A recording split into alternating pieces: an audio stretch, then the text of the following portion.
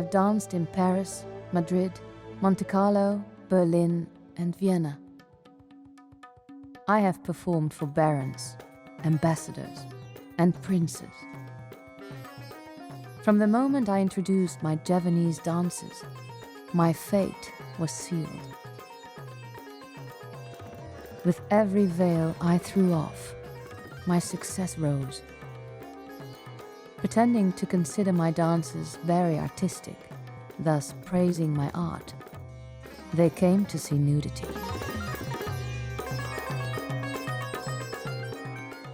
I chose an Indian name. I became Matahari, Eye of the Day.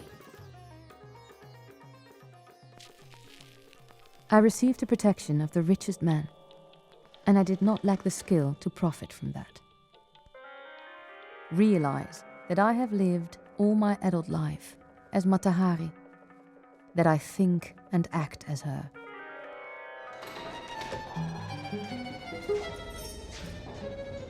I am a woman of the world, but I'm not a traitor. I beg you to believe me. I never committed a single act of espionage against France. Never.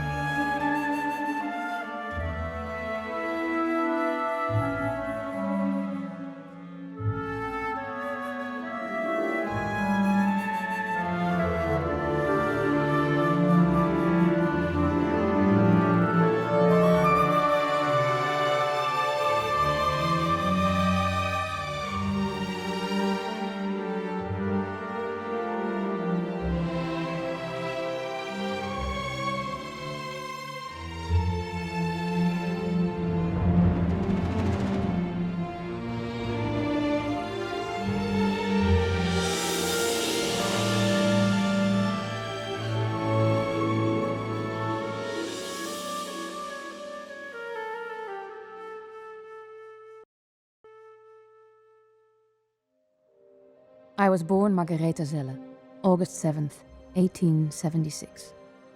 We lived in Leeuwarden, a small country town in Friesland, which is in the northern part of the Netherlands. My father's grandest moment was being selected to be in the Mounted Guard of Honor when King Willem III visited Leeuwarden. Margaretha's father was a boastful man. He liked to show off that he did well, and sometimes people called him mockingly the Baron. He was not a baron. He was just a hat maker. He owned a store in the central street of Leeuwarden, and he wanted to have more. His daughter, Margaret, was the apple of his eye. He just loved this girl. Margaret heard her father invent things about his family, his ancestors, his real life. So she learned that a pleasant lie is more rewarding than plain truth. Margaret was a spoiled child. Her father gave her lavish gifts, including a small carriage drawn by goats. She was the most pretty girl in Leeuwarden. She went to the best private school that her father could find. She learned what she would use all her life. Languages, she learned German, French, and English. She would learn to ride. She just loved horses. This is an enchanted childhood up to her 13th birthday, when suddenly things became from bad to worse. When Matahari was 13, her father came upon hard times. He went bankrupt. That was very shameful. And subsequently, the father left the family. She had to quit school. School was very expensive. A year later, Margaretha's mother died of tuberculosis. On the day of her mother's death, she would play piano all day long. And that was shocking for the neighbors, because when you're in mourning, you don't play music.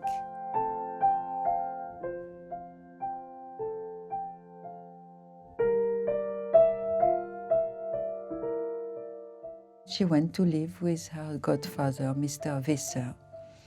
He did not know what to do with this teenager, so he decided to send her to school to become a school teacher for small children. When Margaretha was studying to be a teacher, she had this affair.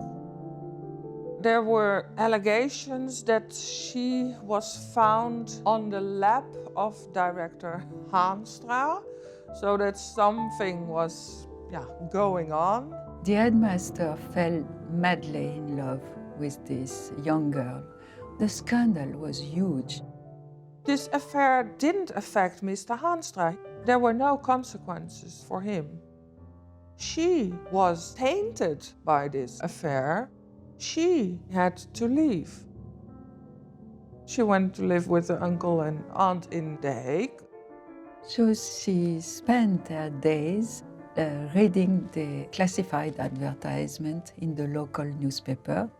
Suddenly, she came on something very interesting.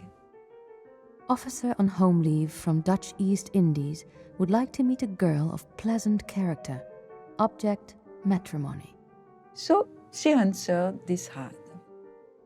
She had the wonderful idea to send a photo of her. And on this photograph, she's absolutely breathtaking. So he answered Margaretha. They decided to meet in Amsterdam in front of the Rijksmuseum. 6 days later, they were engaged. Rudolf Machiel was 39 at the time. He was an officer. He was not in very good health. He has diabetes, and he was alcoholic, and he was very bad-tempered. The only good thing we can say about him, he still had some allure when he was in a uniform. So this was a great chance for her to become a decent, married woman. We have incredible letters from Margaretha to Rudolf Machiel.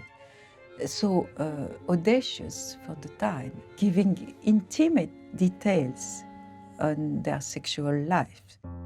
You ask me if I'm longing to do crazy things. Rather 10 times than only one. I do not believe either that all these pleasures can ever end. She loved to make love, and he enjoyed her very much. Rudolf and I were married July 11th, 1895, in a civil ceremony at the City Hall in Amsterdam. I was 19, he was 39.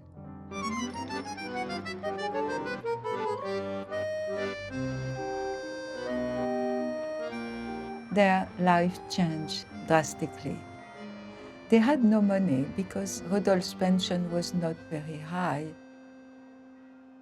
I had not married to go without luxury, and I was flirtatious, and he did not like that.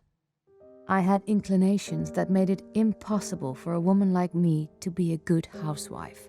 I was not content at home. I confess frankly, I wanted to live like a colorful butterfly in the sun.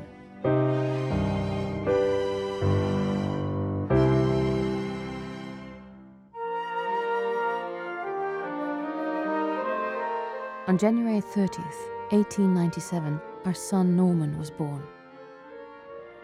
3 months later, we boarded the Princess Amalia, bound for the Dutch East Indies. I was so glad to leave Amsterdam for a new life. When they finally got to Java, it was a total disappointment for Margaretha. Their first assignment was in the center of Java, and there was nothing there except insect and heat. She had her baby, of course, And very quickly she was pregnant again. On May 2nd, 1898, our daughter Jeanne-Louise was born. We always called our daughter Non, which is Malaysian for young girl. Non was a beautiful child, with my dark hair and dark eyes.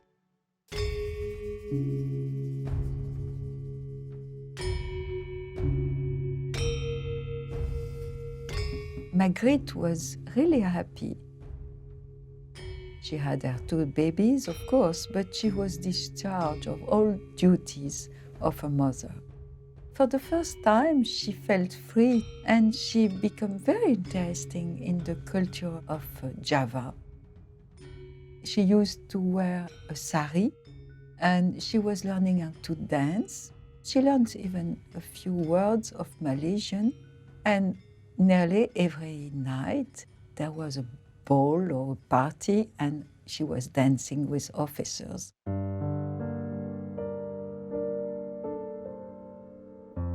Rudolph wanted her to be beautiful and quiet and servile.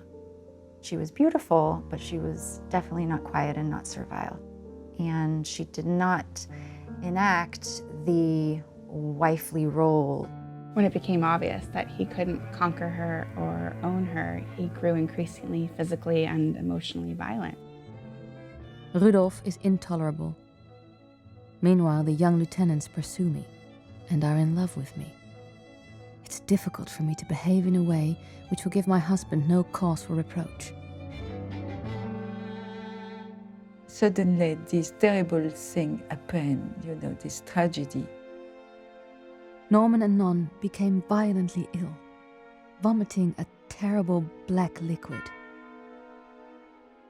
Over the course of a week, their condition worsened. Rudolph stayed by Norman's bedside. Slowly, little Norman's life ebbed away. Non miraculously survived. Rudolph was heartbroken. You can only be moved by his grief. And of course, Margarethe was devastated too. My lovely little Norman has died, and I'm not in a state to write much about it. The passing of my dear Norman has taken everything out of me. Norman died, and it's not clear what is the cause of this death. There were rumors that Rudolph, who was not very faithful, gave syphilis to Margaretha and the children, so they had to be treated. And that cure was very aggressive. That could also be a cause for the death of this little boy, Norman.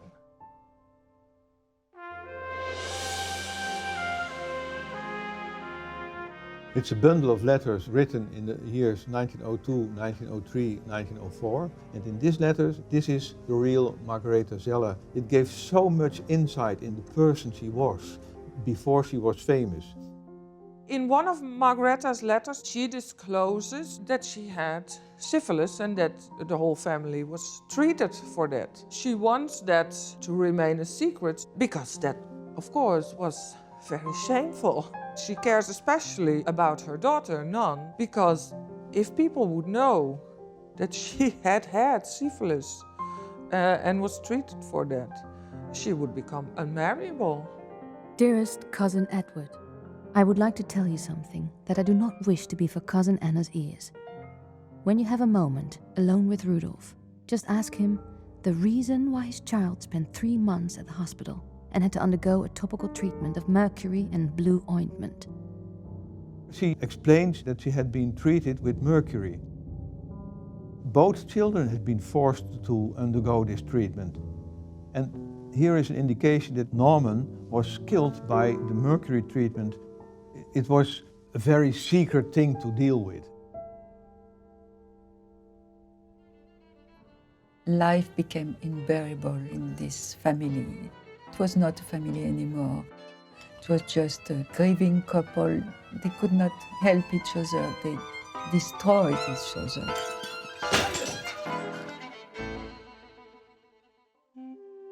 I am alone here, in a foreign country, without family and without anything, and I can't fight against such a brutal man. He hits me, spits on me, and says the worst things to me in his rage. I don't want to be treated like this anymore, but I have no money. Margaretha wanted to go back. She endlessly asked and begged to go back to the Netherlands, and finally he gave in. At last, we are going back to the Netherlands. But Rudolf owes so much money. Upon our return, Rudolf's creditors hounded him. He continued to drink, beat me, and refused to give me any money. Non fell ill. Rudolf was terrified this might be a repeat of Norman's illness. The next day, Rudolf took Non to the post office and never returned. I filed for divorce. I asked for custody of Non and a monthly allowance of 100 guilders. 3 days later, the court granted all of my requests and I had a legal separation. But Rudolf would not agree to the terms. Margaretha Zelle was at a pivotal point. She very much wanted her daughter with her, but she still needed Rudolf to provide for them, and Rudolf refused to do so. If Non were living with me, I would be unable to work. Every moment of feeling her absence makes me hate that man the more. I have been trying all manner of avenues, but I've been unable to find a decent job. I am tired of struggling against life, and I want one of two things. Either to have Nonnie with me and be a proper mother, or to go to Paris and leave respectability behind. I am well aware that such a life ends with mishap. It's a cry from the heart here, and after such a long time struggling and looking for a proper life, she's coming to an end with it. Whatever I do, I am besmirched. I still don't have Non, and I no longer care about the rest. I am poverty-stricken. Auntie said to me, "There's no way out other than going back to your husband. You're his wife, after all. He has to support you." I said, "Auntie, I'm terrified of him. I'd sooner throw myself under a tram." I had an acquaintance, a high-ranking gentleman and his wife from the East Indies, who said, "You mustn't return to your husband, as I am sure he'll mutilate you, and we cannot have that on our conscience." And that gentleman gave me money for Paris. And that's where the story of Mata Hari begins.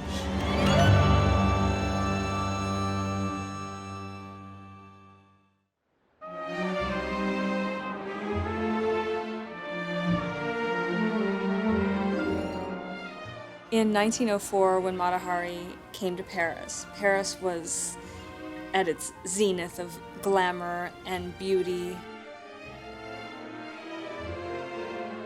It was the city of light, a place where everyone wanted to be.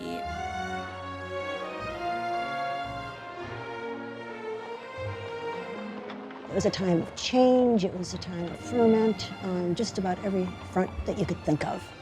You had Matisse, Picasso, you had Ravel and Debussy composing music that just put the traditionalists on edge. In fashion, Paul Poiret, Fortuny, draping women rather than stifling them in clothes. This was a great time for fashion. The women were very glamorous, but it was still becoming more free. There was a huge sense of upheaval going on as Mata Hari was arriving in town. She was courageous and stubborn. And she decided to go to Paris, but in her terms. If you look rich and well off, well, everyone will believe it. She decided to settle in the Grand Hotel, one of the most famous palaces at the time. And she did a spectacular entrance with a majestic walk and all the men in the Grand Hotel looked at her and said, "Who is this creature?"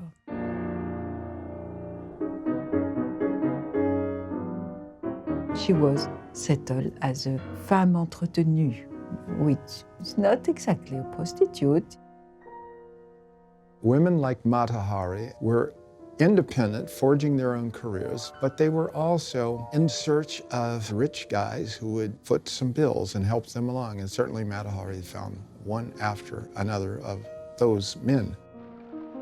She had the basis, the Grand Hotel, and she had some money. Ernst Mollier hired Mata Hari to be a part of the circus. Her first job was in the Cirque Mollier as a professional horsewoman. She performed in the Cirque Mollier, this aristocratic private circus, and there she was able to meet other people of the highest social level in Paris. Finally, she decided to become an exotic dancer. Matahari discovered the dance in Indonesia, in Java, and she tried to recreate a kind of Indian dance mixed with European elements. The salons were an essential and very important part of Paris's cultural life. There would be music, there would be singing, there would be sometimes dancing. And this is how Mata Hari found her entree into society. At the salon of Madame Kirievsky, I caught the eye of Émile Guimet, who had recently opened his Museum of Oriental Art, the Musée Guimet. Émile Guimet knew perfectly Matahari wasn't a true dancer. The things he wants with her is to create the buzz.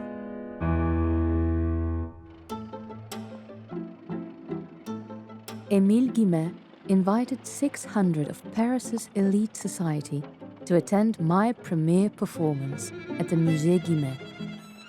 It was a coveted invitation, as everyone was eager to see for themselves if the rumors about me were true. Émile Guimet selected the audience. We had writers, artists, and some people very important for the night life in Paris that can speak about the events. March 13, 1905. That was the most important evening of her life.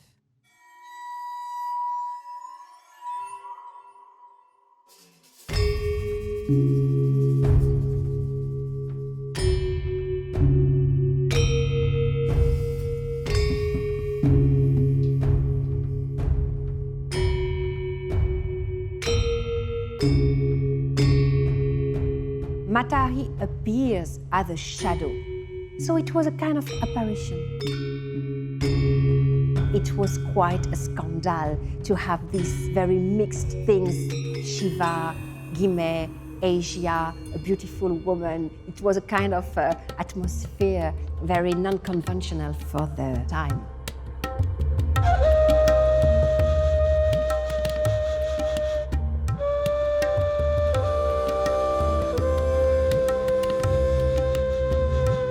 She made 3 dances, and she removed in each dance a part of her costume.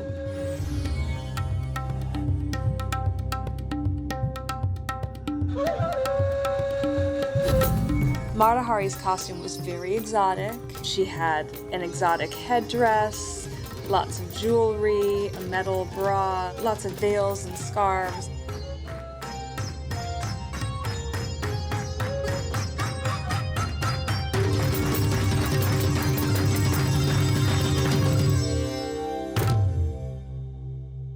In the shadow of the library, the audience thought that she finished nude, but it's not true.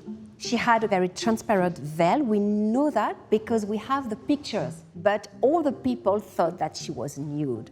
All the newspapers make the headlines on the nudity of Matahari.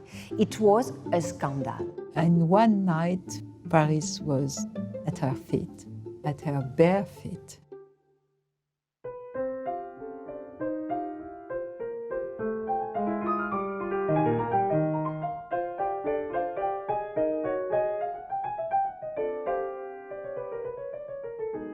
by presenting herself as an art form. Mata Hari raised herself above the level of the entertainer, the striptease, the circus, and it became something very, very classy. Historically, Paris has always been a place that has loved entertainment, women, glamour. She became headline news overnight. Everyone knew her name by morning. And Émile Guimet was very happy because everybody spoke about the Musée Guimet.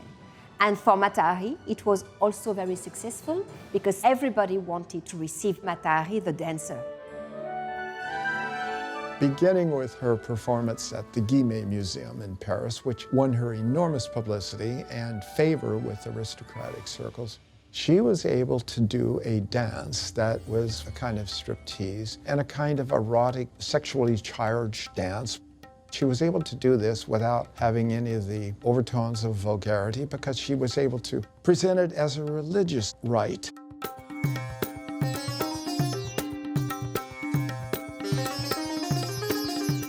Her dancing became very much almost like educational.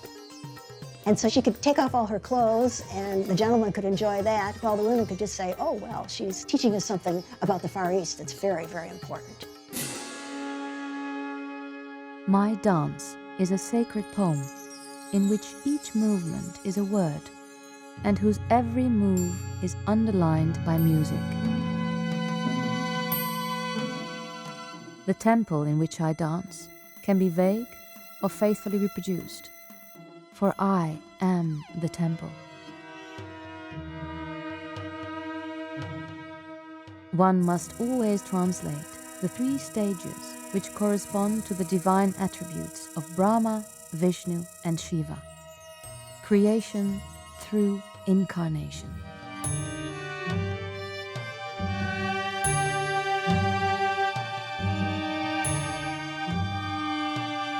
Mata Hari had to have had a dynamic stage presence in order to achieve the kind of success she did. There's definitely something to be said for the presence that you command and the authenticity of what you're doing, believing in what you're doing, even if it's made up. Continuing to perform in salons and in elite gatherings, not just on the stage, continued to give her a certain cachet. The impresario Gabriel Astruc, the top agent in Europe, became my manager. He booked me into the Olympia Theatre. It was at the Olympia on the Boulevard des Capucines, and it drew the best performers and the well-to-do. This was the beginning of my greatest success. For the first time, large audiences could come to see me, and they were eager to do so. I performed Le Rêve and earned the astounding sum of 10,000 francs. My reviews were glowing, full of lavish praise. Mata Hari was a sensation in Paris, but very quickly her fame spread around. I became a sought-after star. I traveled to Madrid, where I entranced my audiences. I danced 2 weeks with full houses every night.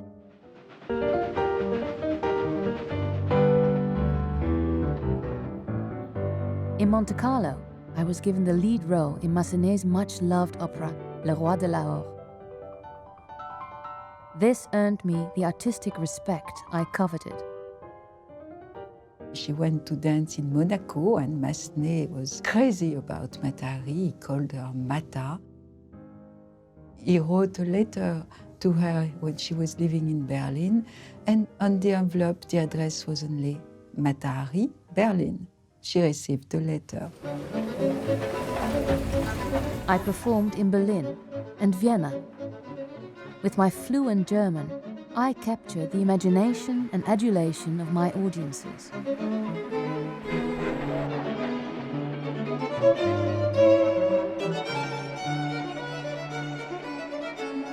In 1905, I gave over 30 performances in Paris theatres and salons.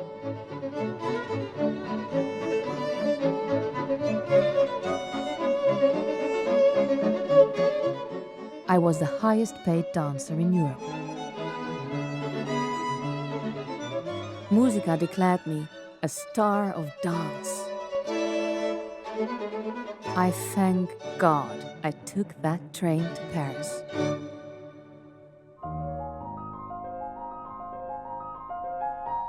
Mata Hari capitalized on the exoticism and who her onstage persona was. One time she was a temple dancer's child. Another time she descended from Indian royalty.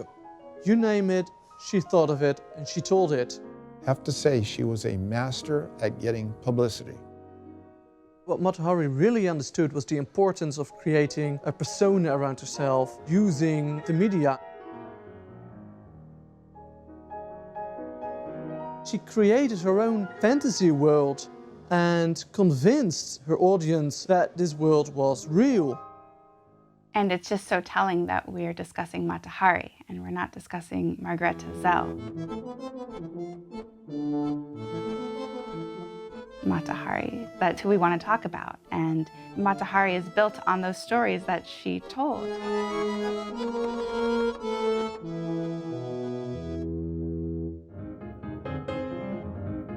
Mata Hari was a real socialite. She had private performances at her house in Neuilly, for which she invited the rich and the famous. She was photographed at the racetrack, and also she made appearances in fashion magazines. So she did everything to stay at the center of attention.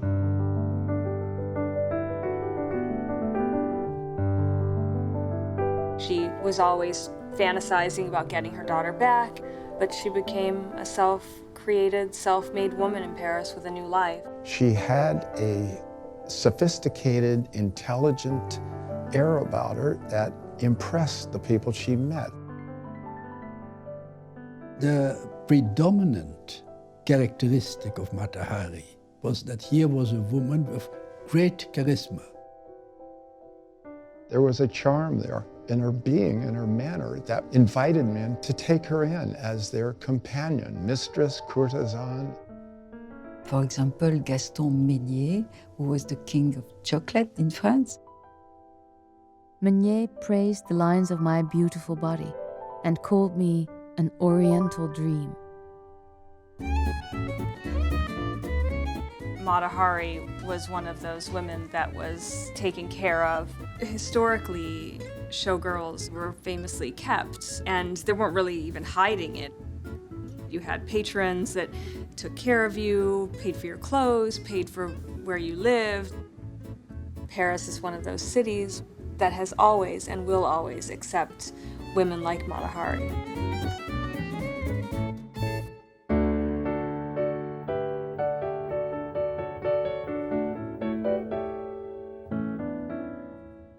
How did Mata Hari enter into the life of a courtesan? I think she entered on it very enthusiastically, as I understand.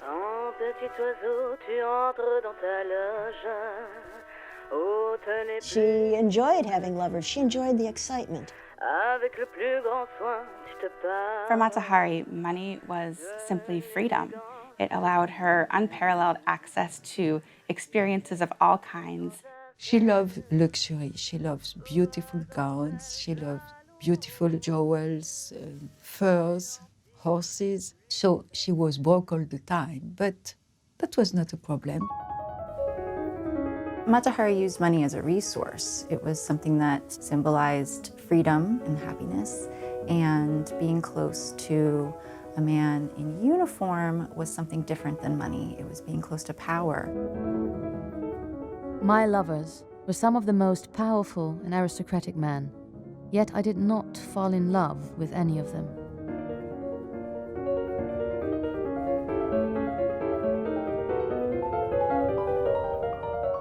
When I was first in Madrid, I met Jules Cambon, then the French ambassador to Spain. Another of my longtime lovers was Henri de Rothschild. Alfred Messimy, who was Minister of War, was another of my lovers. Having a relationship with an older man allowed Matahari to play the young, cherished, free feminine that she sought from her early childhood. And repeating that scenario over and over and over again is very telling about where her psychic development lied.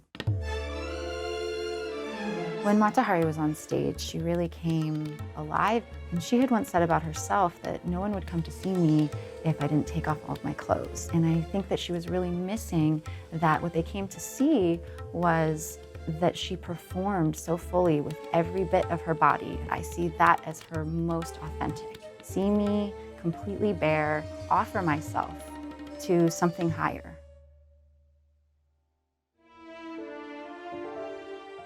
I still had hopes of being able to have none with me, but in 1906, Rudolf wished to remarry and filed for divorce on the grounds of immoral behavior, indecency, and adultery.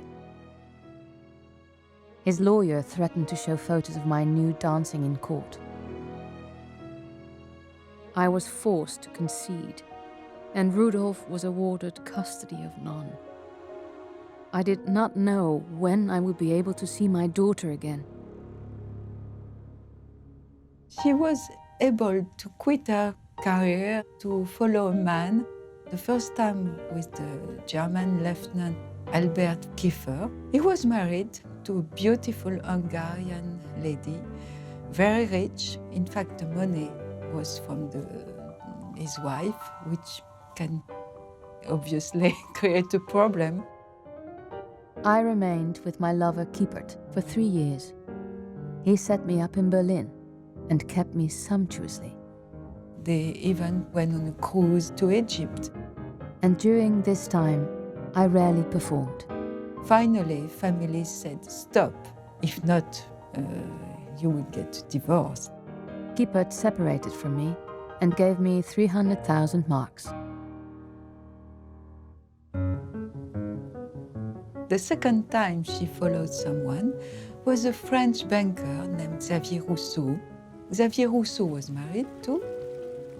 Suddenly, she leaves Paris and she went to the country to live nearly 2 years. My lover Rousseau visited on the weekends, but I was quite alone during the week.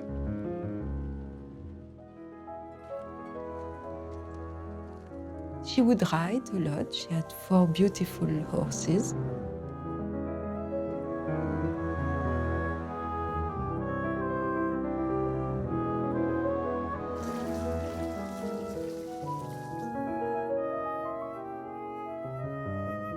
Matahari was the most clean woman you can imagine. She had an obsession of hygiene. She would take long baths. There was no running water in the chateau, so you can imagine the servant with the hot water bucket twice a day.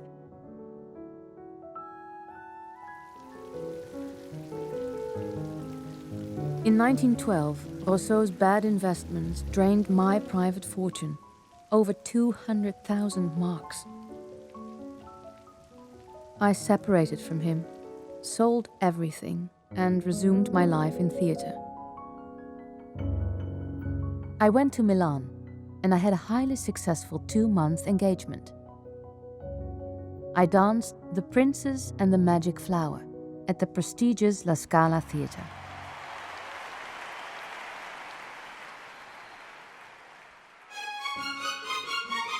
My fame restored. I danced the part of Venus in Marenko's ballet. Of course, this part suited me perfectly. The conductor, Tullio Serafin, affectionately called me una creatura adorabile, an adorable creature. My performance was a triumph, and I had another charming devotee. Back in France, I kept in the spotlight with garden parties. I invited Inayat Khan, the renowned Indian musician, to perform with me. The association with Inayat Khan enhanced my reputation.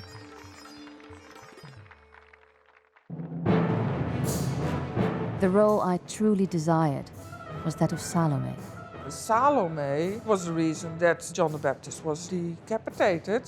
She was a very sensual and beautiful woman, just like Mata Hari. She is appealing, but she is also dangerous. The Salome dance was going on across Europe in the early 1900s. It was not Mata Hari's invention. The Salome dance was very erotic, very risque, but the Salome craze was possible because this was a biblical text, and so they could get away with it. Mata Hari really wanted to dance the part of Oscar Wilde's Salome, but this part was being performed by her rival Maud Allen. I knew I could dance a more alluring and authentic Salome than Maud Allen, who had borrowed shamelessly from my costume and style of dance. Mata Hari longed to dance this part. She managed to perform it privately for Prince di San Faustino at a palace in Rome. Mata Hari got very naked during this performance, and the prince was so pleased he commissioned a painting of Mata Hari as a topless, laughing Salome.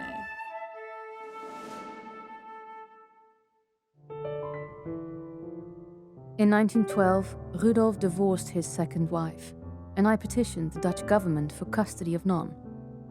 My request was denied. Rudolf refused to allow me to see or even write to Non. I am grief-stricken that my daughter is growing up without me.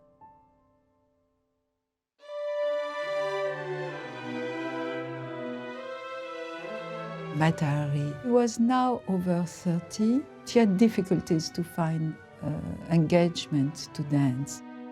I was turned down by Diaghilev and the Ballet Russe because he found my figure too matronly.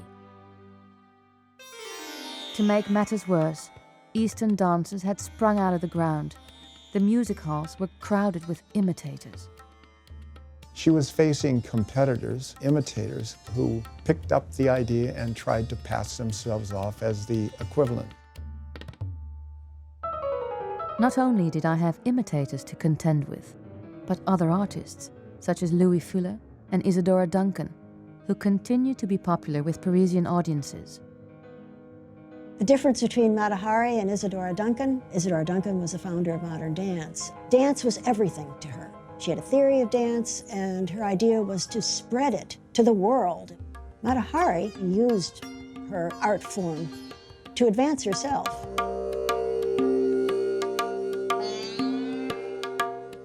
Mata Hari did perform at the Folies Bergère. It was a step down from her aristocratic circle beginning. In 1913, I played to sold-out audiences at the Folies Bergère. I danced a Spanish piece based on a Goya painting.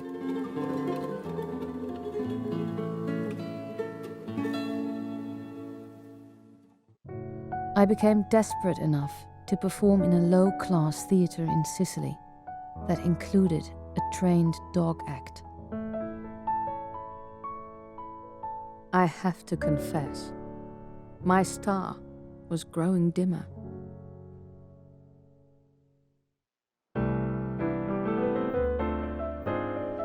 Mata Hari had been a star. She was riding the wave from 1905 to 1914. Whatever she did was a success. And all of a sudden, in 1914, all that stopped.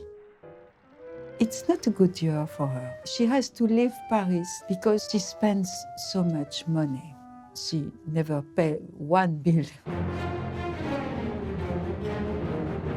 I was thrilled to land a 6-month engagement in Berlin at the Metropoltheater. Just what I needed to reignite my career. We have that curious testimony of Mata Hari, a letter she sent to Inayat Khan 2 days before the war broke out, where she tries to get him to come to Berlin. And one is left wondering that even at that period, she was not really aware that war was on the point of breaking out. She lived in a world of her own. She did not really relate to the outside world and the real dangers in that outside world.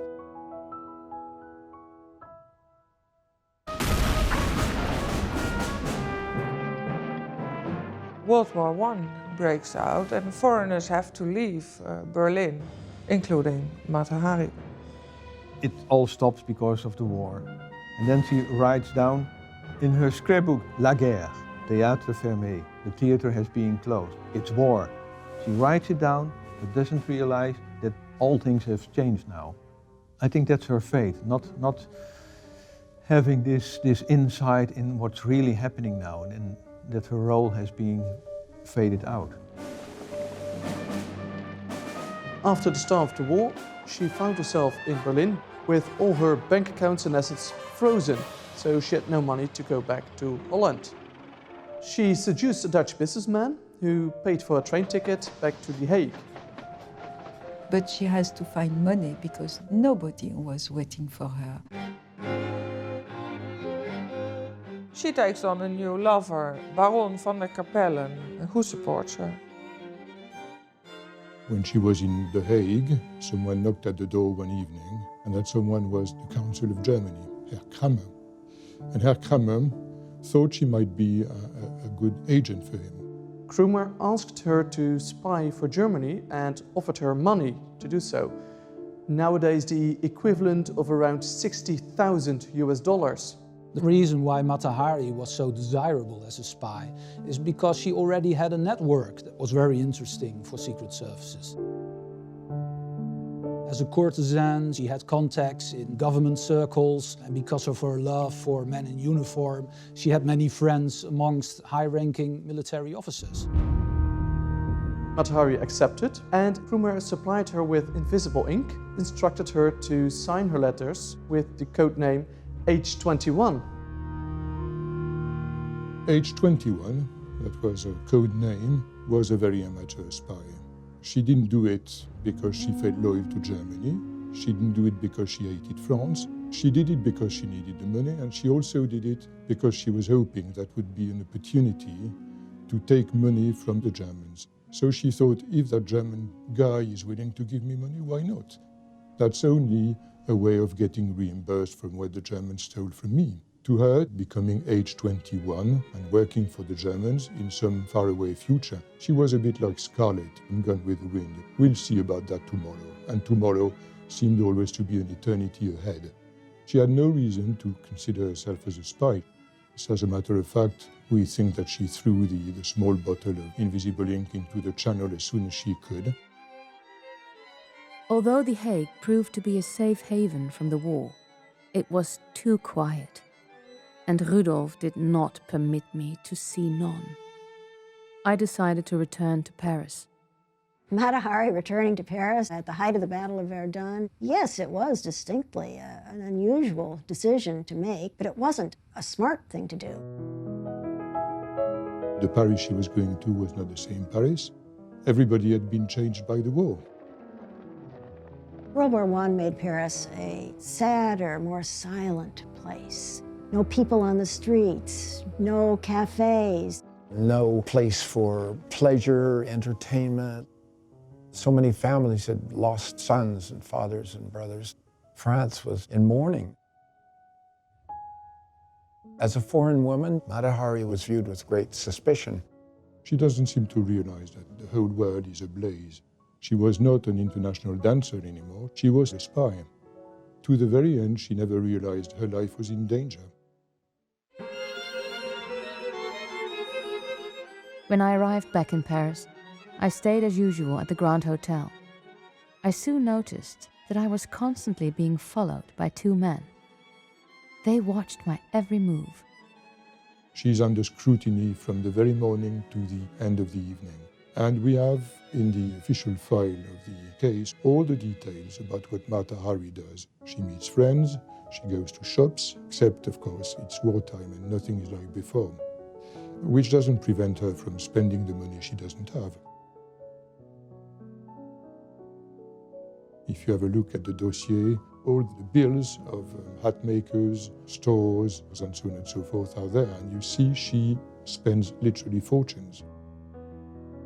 Apparently the money she had was the money from her old flame. He was still paying for her life and her buying sprees.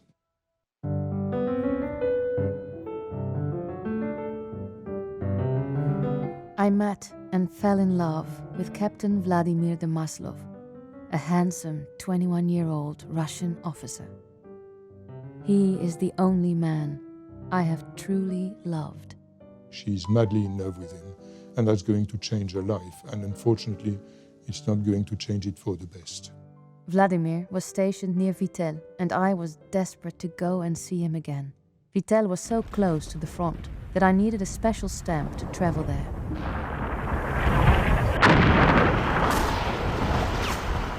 I was advised to see Captain Georges Ladoux, the head of French intelligence. Captain Ladoux received me respectfully. He remarked that if I loved all of France, I could render France a great service. I said I had not thought of it. He asked me to reflect upon it. He stamped my paper for Vittel and asked me to let him know my decision upon my return.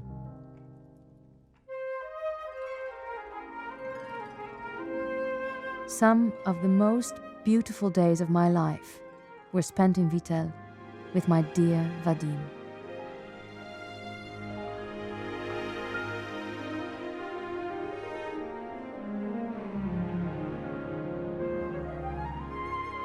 They will stay at the Park Hotel, which is the best hotel there. And there they're going to spend a few days and nights, not even going out. Of course, the police officers were following her as usual. And they scrupulously write down a timetable. She's in bed all day with Maslov. And this is the apex of her life. There's no reason to doubt that she was really deeply in love.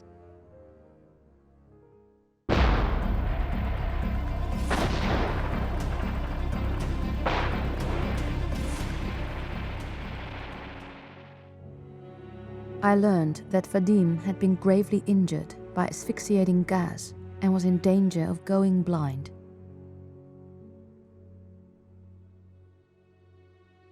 I began to reflect. I must ask Captain Ladoux for enough money that I never have to deceive Vadim with other men. I will do what the captain asks. Captain Ladoux will pay me, I will marry my lover, and I will be the happiest woman on earth. Mata Hari's attraction to espionage was probably like a game. Her life was already so fictional that this was just one more chapter in her fictional book. Saying that Maslov is not as much in love with Mata Hari as she is with him does not imply that he doesn't have any feelings for her. With Vladimir, it was the power flip where she wasn't so concerned with what he could do for her, but with giving of herself. Upon my return from Vittel, I went to see Ladoux. I told him that I would accept his offer to spy for France. I asked for 1 million francs. He was taken aback by the sum, but agreed to pay if I truly rendered the service he requested. It was agreed that she would travel to the Netherlands to get more information and more instructions. It's questionable whether Ladoux really wanted Mata Hari to become a real spy. I would tend to believe that he's like a big cat playing with a small mouse. On Captain Ladoux's orders, I began my journey. I boarded a boat from Spain, bound for the Netherlands, and from there I could travel to Belgium. When our boat docked at the English port of Falmouth, I was rudely awakened. The British counterintelligence officer mistakes her for a well-known female spy called Clara Benedict. But when the British tell her, "You are the famous Clara Benedict spy, aren't you?" she bursts out laughing and she says, "No, I'm not. Have a look at the photo you're showing me. She's much fatter than I am." The officer took from his pocket an amateur photograph of a woman dressed in Spanish style. My protestations did not convince him. My cabin was searched with unheard of thoroughness.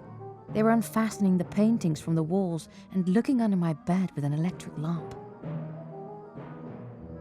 I was subjected to a personal search. The officer made me disembark and took me to London with my baggage. After Matahari was arrested, taken off the boat and onto the train to London, she charmed her escorting agents so much that they allowed her to first go to an hotel and change her clothes before going to interrogation at Scotland Yard. She is interrogated by #1 British counterintelligence network, Basil Thompson. Well, he knows that she's not Clara Benedict, and I don't think he ever believes she's a professional spy. I was quite upset, as I was detained 4 days and interrogated intensely. Being confronted with Basil Thompson, she says, "Incidentally, I'm on your side, you know, I'm working for you." Finally, I said, "I have something to tell you that will surprise you. Captain Ledoux asked me to go into his service, and I promised to do something for him. He told me to go to Holland and await his instructions." Which, of course, no real spy would ever say, even to allies. And she says, you can ask him, you know, if you send a cable to Paris, he will confirm that I'm actually a French agent undercover working for him. Thompson sends a cable to the Ministry of the War in Paris and gets a rather embarrassed and confused answer from Ledoux. Ledoux said, no, I didn't hire her. But he asked them to let her go and send her to Spain. And that's what they did, so she was placed back on the ship to Spain. Ledoux set a trap for Matahari. He betrayed her, whereas she thought that they had an agreement. And so she goes back to Spain. With that episode goes her dream of going to Belgium and spying for the French. Being a resourceful woman, she finds a plan B. And that is simply, since I'm in Spain, why not make the best of it? She has contact with the German head of intelligence, Mr. von Kalle. She says, Kalle was no difficult prey at all. I did what a woman would do under such circumstances to seduce him, and it worked. The more intimate he gets with her, the more he's doubting. He betrays her. He writes telegrams in code that he knew the French had already deciphered, so the French could read those telegrams. Kalle says to the Germans, I've been in touch with our agent, H21. Matahari was obviously the person Kalle was talking about. When he gives her 3 secrets, he makes sure that those secrets are not fresh secrets. And of course, she decides to go back to France and speak with Ledoux face to face. I returned to Paris with information for Ledoux. I went to his office several times and sent him messages, but he refused to see me. She's, one might say, unbalanced by what's happening. She doesn't understand. She catches a coach that takes her far away to the suburbs of Paris. And if you go through the secret files of the War Council, you know exactly what she did there, because the police went to that place after she'd left and had a word with the person who was living there, a lady who called herself a medium.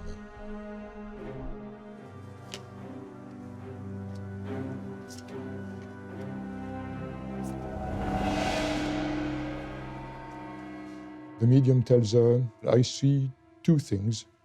You're not going to get your million. And the second thing I see is your end is very near. From then on, things go from bad to worse for her. In France, justice is represented as a beautiful woman, blindfolded. It means that she must be blind to what's happening around the case she's supposed to decide on. And in Matahari's case, one can say that justice was not blindfolded. I was arrested by the French police. I was taken to Monsieur Bouchardon, who informed me that I was named as German Agent H21. Once you are accused of being a spy, it was very difficult. Your fate was sealed. I am accused of attempted espionage, of passing intelligence to the enemy, and of receiving payment from the Germans. I deny all allegations. I am innocent. French counter-espionage is playing with me. I have only acted on instructions. In the year of her arrest, things are not going very well for the Allies. People were dead tired of war. Nobody would have thought that the war would go on for more than 4 years. There were desertions everywhere, and people were waiting for blows to be exerted on what they perceived was the enemy. The First World War was partly fought through war propaganda and intelligence. This also encouraged a sort of paranoia. Everybody could be a spy. Conspiracy theories are developed to explain why they are not able to defeat the Germans. And one of these conspiracy theories is that Germans have lots of femmes fatales who are actually sent to Allied officers to seduce them, to squeeze information out of them. Public opinion needed a scapegoat. She fits the picture perfectly. Bouchardon was probably Mata Hari's worst enemy. Mata Hari represents what he hates most in the world. She was pretty, she was promiscuous, and he had this puritanical nature that made her look like an incarnation of the devil. Mata Hari was a threatening figure. Her boldness, her sexuality, the way that she lived her life was definitely in an untraditional way that a woman would live her life. Mata Hari was a very convenient propaganda piece. Bouchardon knew exactly that they had the prey they needed. Can you imagine that woman who'd been the Queen of Paris? She was thrown into the worst prison in Paris at the time, the infamous Prison Saint-Lazare. Damp, rats, insects, fleas. Minimum comfort, if you can call a wooden bed and a wooden chair and a bucket for what you imagine comfort. And she would spend months there. Mata Hari is pleading her cause in an endless series of letters to Bouchardon. For 3 months, I am imprisoned in this cell. Morally and physically, you have done me such harm that I beg you to end it. I cannot support any longer the filth, the lack of care for my body, and the disgusting food. Nearly every day she writes to him, "Please, Lieutenant, sell my jewels, what is left of my jewels. Get the money to enable me to buy a piece of soap. Please let me have a bath. I can't stand it." Every letter she wrote to Bouchardon to ask for money to be able to buy extra food or to buy soap was rejected. I beg you to permit me to let Captain de Maslov know what has happened to me. He could think I have left Paris without saying anything to him. He does not deserve to suffer because of me. My darling, I am completely astonished by your silence. I wait every day for your response. Each day I do not hear from you feels like an eternity. Upon receipt of this, please telegraph me. Fortunately for Mata Hari, she had an old friend, Edouard Clunet, who was a star amongst barristers at the time. He very heartily tried to defend her, but Bouchardon, as well as his fellow Mornay, who was going to present the case to the court when she would be judged, Bouchardon and Mornay did absolutely everything they could to hinder his work. Edouard Clunet was never allowed to be present when she was interrogated. During the investigation into Mata Hari, Bouchardon was suddenly given some telegrams by Ladoux. The authenticity of these telegrams is questionable. What is important is that these telegrams were key into convicting Mata Hari. Ladoux never told Bouchardon that the telegrams were written in the old code that the Germans knew the French could decipher. The telegrams were sent by the German military attaché in Madrid, Galle. They referred to Agent H21 and informed Berlin that she has arrived and pretended to spy for the French. Boersen, with telegrams in hand, now zeroed in for the attack. And he shows her the cables. Now stop pretending you're innocent. I have here strong evidence against you. You are guilty. Incidentally, you were hoping that Maslov would come and testify for you, but your love Maslov is going away and he's going to be married to a Russian girl. And this, of course, is devastating. He sends her back to prison, where he leaves her for a few weeks, hoping she's going to break down. And this is what's going to happen. I cannot stand this life. I would rather hang myself from the bars than to live like this. I fear I will never see my non again. During her interrogation by Boersen, Mata-Hari made one fatal mistake. What she confessed to Boersen was that she was visited by Krumah and that he asked her to spy for Germany, and he offered her money. I never intended to spy for the Germans, and I never did. I accepted the money because the Germans owed me for the valuable belongings which they seized from me. So she said, okay, I did work for the Germans, okay, I did receive the H-21 matricle, but I never really worked for the Germans. On the contrary, I worked for Ladou. Ladou never answered and never came to testify in her favor. So she's trapped.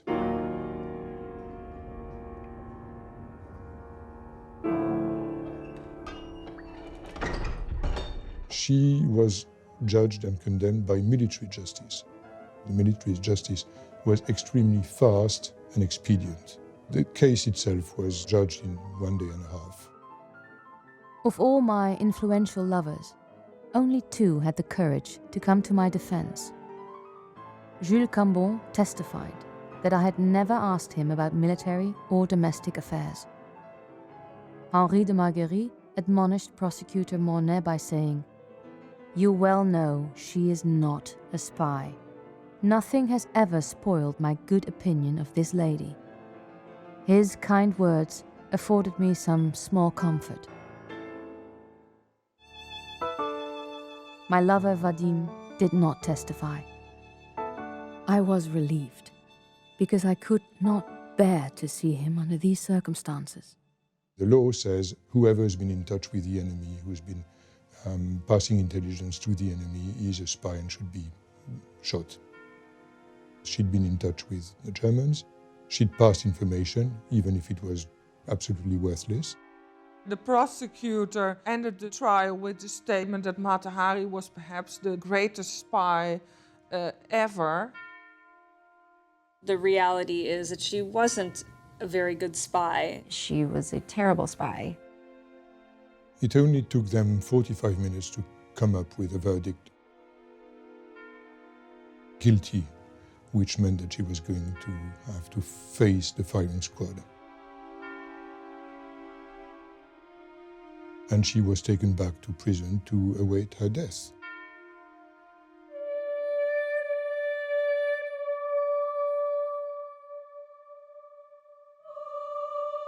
This is the part where she becomes the myth she is today.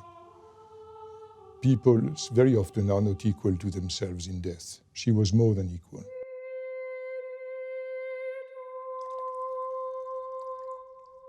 Every day, every night, she was waiting for the footsteps of the people coming to fetch her, to take her to the place where she was going to be shot.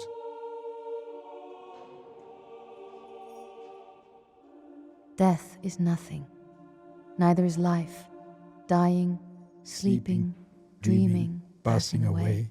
It's all part of one process of either being or not being, in whichever way one seeks to interpret it. So it's very striking indeed, I should say, and deeply touching, of course.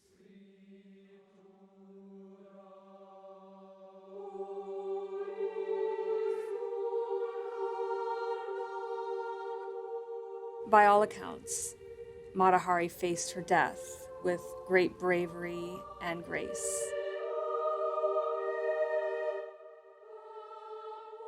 Her life was a stage, and this was the last curtain call. Do not cry. Be cheerful like me. Imagine that I'm going on a long journey, that I will return and we will find each other again.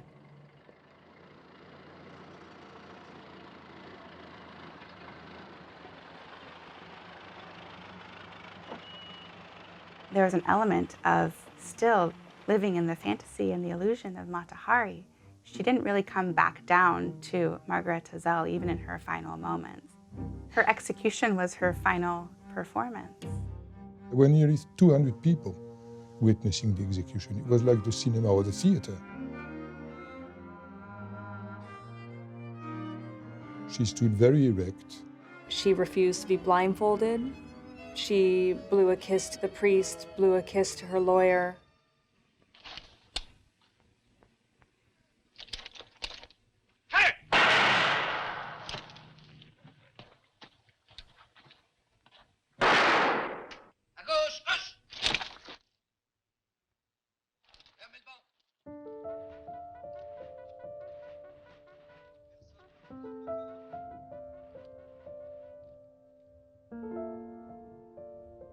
The sergeant major even said, "By God, this lady really knows how to die." She died the character that she created. At that moment, she became the worldwide myth and star she is today.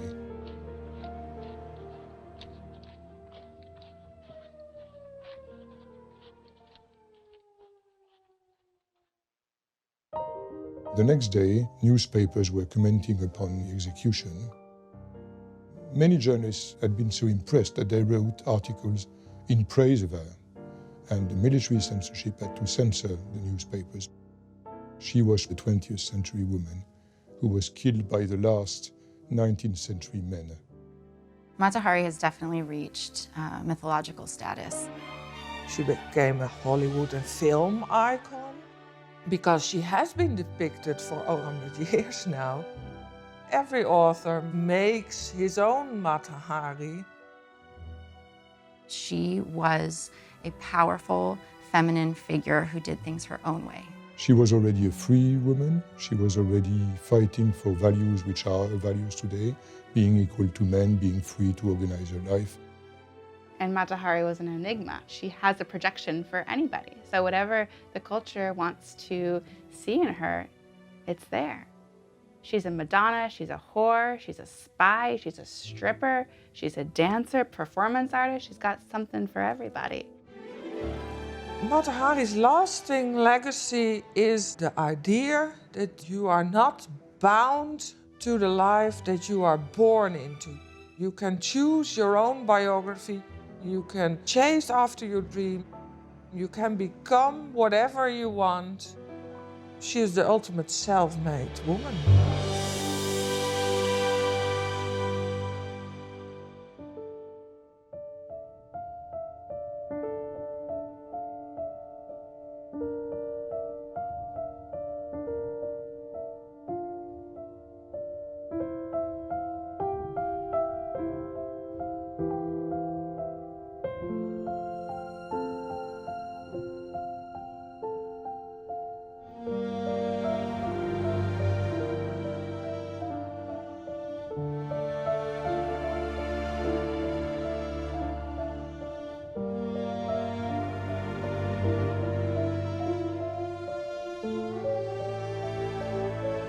Death is nothing. Neither is life. All is illusion.